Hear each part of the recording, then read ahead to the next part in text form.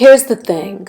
Only a small group of the population knows what really happens before, during, and after an eviction. The courts, the sheriff, and the few landlords who actually had to endure this.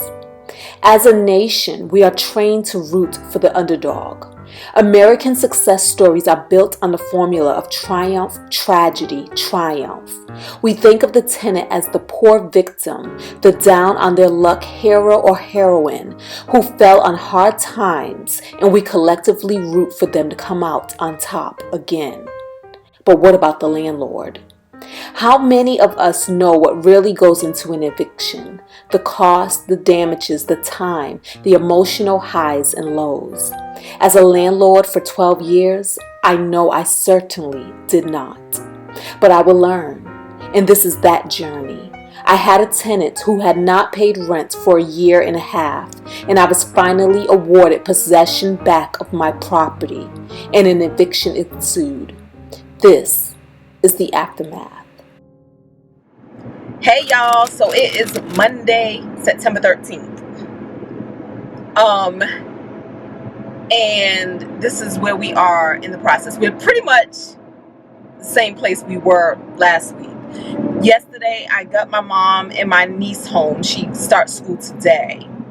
So I got them home last night. Yesterday, it was a struggle. I got up at 3 in the morning yesterday, edited video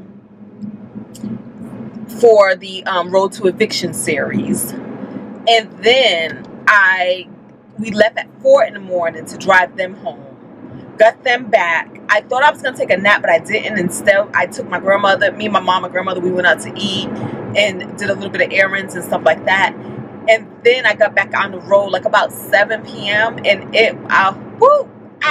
7, 8, 9, 10, 11. So I got home like around 11:30 or to midnight because I had to stop to charge the car, and then I went to sleep. Actually, I didn't go to sleep. Actually, I compiled the video. I restructured it and then recompiled it and re-uploaded it to come out today. So now it is almost 9 a.m. I'm on my way to the office. I was supposed to have a lunch meeting today with a co-worker. I got to show them like the lay of the land and things like that. They're like new around the team. And this was scheduled before all of this drama was going down with this house. So I reached out to the co-worker to let them know that I have to reschedule. Well, actually, I don't have to reschedule. What I said was lunch wasn't going to be, I wasn't able to do lunch, but we could still do the walk around. I can still show them around and all of that great stuff. But lunch just isn't in my schedule. I don't have time for that because y'all know how my lunches have to be spent. So how my day is going to be spent today is I got two main goals today, two main things. Insurance. I need to get back with the insurance because they haven't reached back out to me. So I need to get with the adjuster. And I already tried calling once this morning. His times are from 8 to 4:30. So get back with the adjuster, get back with the insurance, check my insurance file, see what else there is that I may need to upload or send in. Also send my insurance policy to the lawyer. Also, I need to get with the sheriff who did the eviction, and see if he can do a report because I'm having a time finding something to write something about this home. So I need to do that. Matter of fact, let me try reaching out to the sheriff department now while I'm driving to work. And then also let me get out of this lane. I tell you, you learn something new every day. Y'all, well, I don't know if y'all heard it all the way, but I just got off the phone with Officer Campbell, who is the sheriff who executed the eviction. Reached back out to him because, again, in that whole runaround of trying to figure out what I need to figure out, after I went to the, what was it called? The commissioner office.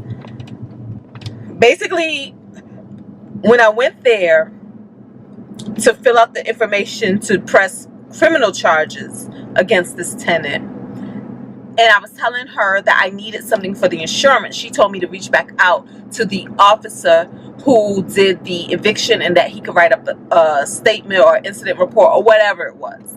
Boom. So I call Officer Campbell because I got his personal cell number. I tried calling the office, but that always goes, oh, we can leave him a message. And y'all know how that goes back and forth. So I said, let me just reach out to the cell number and see what happens. So I did. And he was very cordial. But he told me that... and this is a civil matter, and with the civil matter, I can't press criminal charges. He said because with the evictions, they see this all the time, and so therefore they're not going to go after them criminally for the damage that is done. Again, more rights for the tenants, more rights for the tenants, and the tenants be knowing this stuff, right? Because they be tenanting. They know. They be talking to other crooked tenants too, who be giving them all the bad advice or good advice, I guess, for them of what they can get away with. And this is why laws be needing to be changed. But I guess for them, they feel like this happens so much, it's hard to go after them, or it's time consuming to go after them, or it's costly to go after them. But my whole thing is, if you go after them, it will prevent some of these people from acting a straight plumb fool if they know they can go to jail for what they do, y'all. Like, yes, I can go after her civilly, which I will. But civil means you're gonna get some money. A punishment is not gonna go with it, like a punishment of jail time and things like that. What's gonna go with it is a punishment of a fine that she ain't gonna pay. But this is why we're gonna put our lawyers into this. This is why we're gonna give this insurance all the information they need so that they can go after her. But in the meantime, so yeah, he was basically saying like, yes, they don't do reports on civil matters. They don't write up reports or tickets or anything on civil matters. So even though he was there, he was like, I can list him, but yeah, there's no paperwork for him that he's going to write up to submit to the insurance. And he seemed confused, as did my lawyer, as to why my insurance would be wanting this. But I think it might not be so much that my insurance is demanding it, more so than they just kept inquiring about it as more evidence to build their case. That's what I'm believing. So now that we got that out of the way, we are going to concentrate the rest of our efforts and energies on getting back in touch with this insurance to figure out what's next. Because what I would like to do is go ahead and get the water mitigation team in there to start tearing out. I would like and get all of that crap in there torn out. That's what I would like to happen next.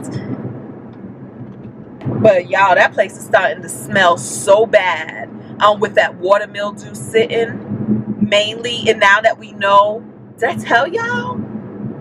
So a family member reached out and was like, she spent like a considerable amount of time pouring beans and mayonnaise down all of the vents. And we would not have known that because there wasn't evidence of beans and mayonnaise. But obviously, when whoever gets this house next would turn on whatever, it would have been discovered. So I have to make sure that the insurance is up on that and just all of this stuff. So yeah, yeah. But yeah, so that place is, I'm going to need a better mask. I'm going to need a for real mask to go back in there. If I'm going to go back in there, but I want to, because I kind of want to document the process along the way of rebuilding. So y'all, that's where we are now. Let me call my mama. Y'all, something is up with today. Let me tell you. First of all, I'm coming to work and then the video goes live, right? No, first of all, I talked to the sheriff, and we get that information that we can't press criminal charges. Then the video goes live, and I'm looking at the video, and something seemed wrong. It seemed like my mouth wasn't in sync with the words or something, and so I hurried up, made a video private, did a U-turn, was driving back home to go do this video. To heck with work, right? And then I said, wait a minute, that don't make sense because I used an overlay. I didn't use, the technique I used shouldn't have thrown off any of the syncing. So I said, wait, stop. Go to McDonald's. And Recheck the video, take your phone off of the Bluetooth and see what's up. So I did that, and come to find out the video was synced properly. Boom. I have my lunch for today in here, right? And then I grabbed my blazer, because you know a blazer always make an outfit, because I got on a Mickey Mouse t-shirt and some tight pants. So a blazer always makes it professional. Look at my blazer. Look at this. This stuff leaked out onto the blazer jacket. Luckily I have another jacket in the office that I can put on. But I'm like, what in the whole world? And it's 9:57 and I have a 10 o'clock meeting. Should I just stay in the car and do my meeting? I think I should, because it's going to take me more than 5 minutes to get to my desk, and the meeting is in 3 minutes. This is a sign that something good is about to happen, right? Normally when a bunch of weird stuff starts happening back to back, that means something good is on the way, and you're trying to be thrown off so that you can stop freaking out. But we will not freak out. We will not.